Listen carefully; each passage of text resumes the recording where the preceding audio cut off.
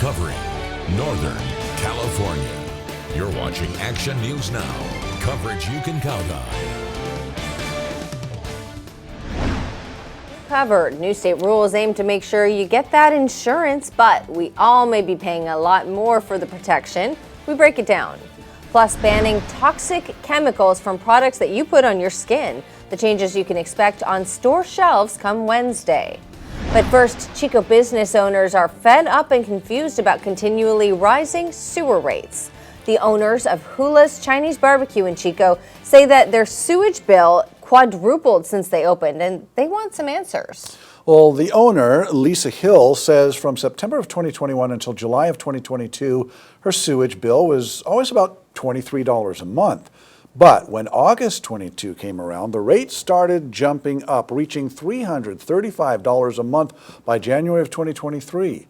Well, we asked Chico City Manager Mark Sorensen about this.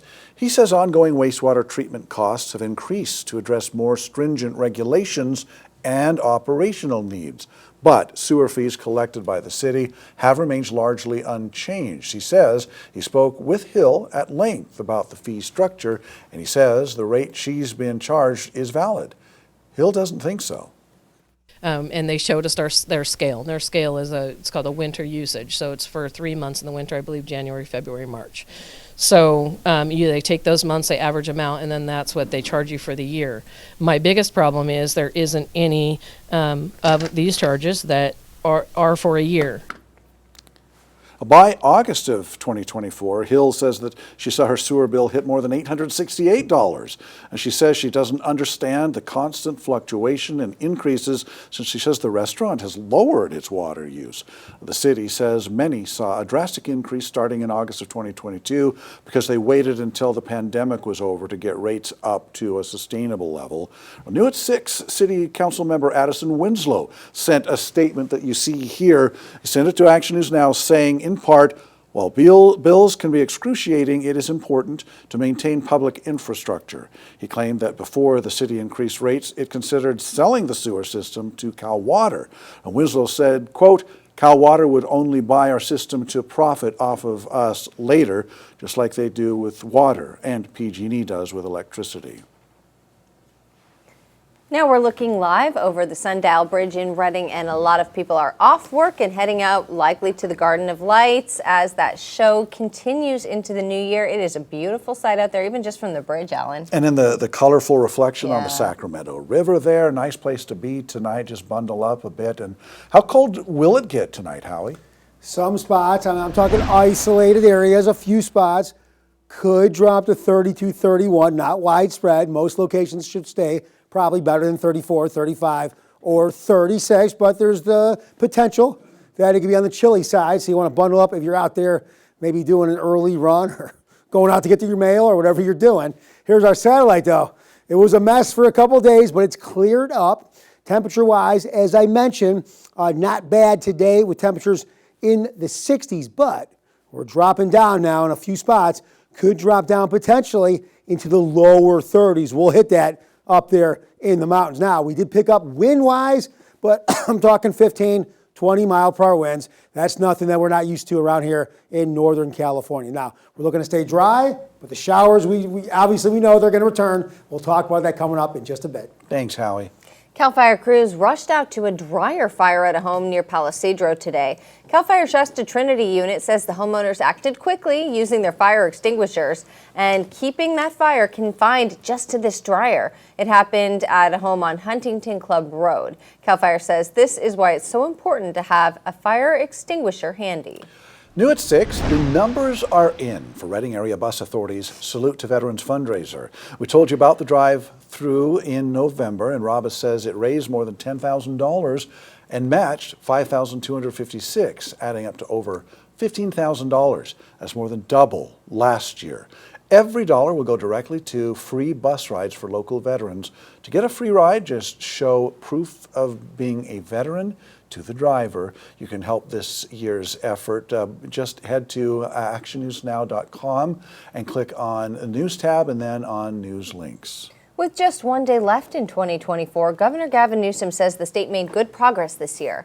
Today, Newsom spoke about record-breaking tourism as well as signing legislation with Demi Lovato for a content creator law protecting teens from financial abuse. He said California is dominating the nation with more than 2 million electric vehicles sold. Another goal reached, the historic Klamath Dam removal.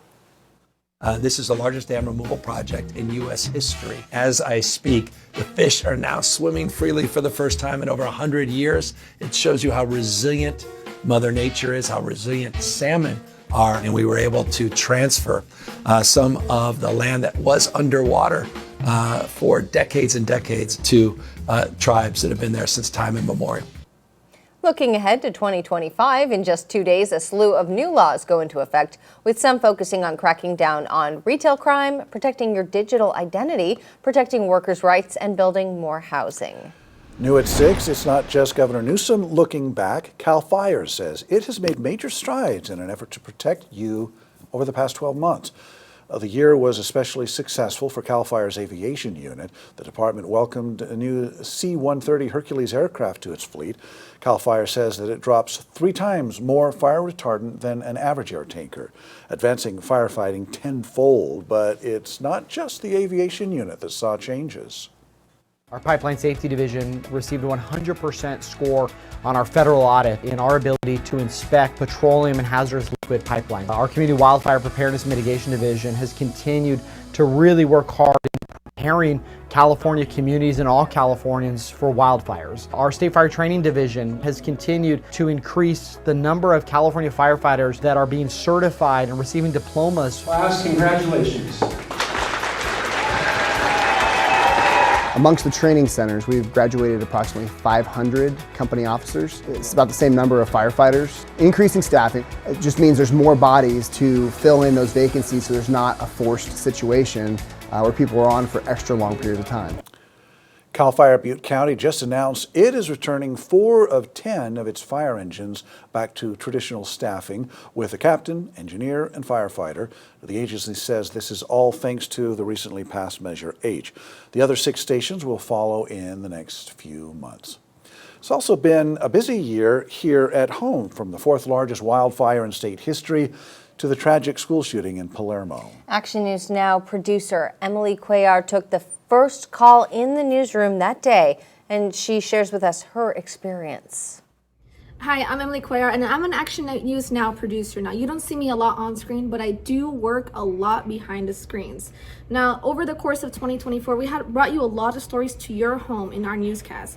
Now, one of those memorable stories is, sadly, the Feather River Adventist school shooting. Now, I was a producer for that 4 p.m. newscast on that Wednesday when I received a phone call from a viewer saying that he saw a lot of sheriff's deputies and a lot of police activity going down on Cox Lane in Palermo.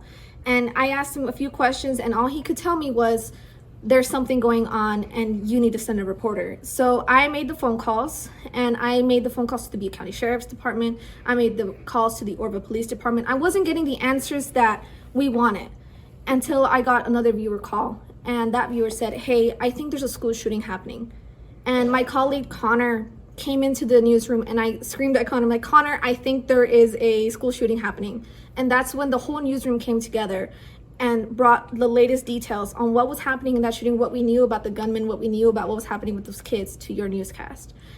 Another memorable story that I had and I covered for you was actually the 2024 November elections. Now, that night was a little hectic because the numbers were constantly changing. Like, for example, this was my job to cover, the 2024 House election.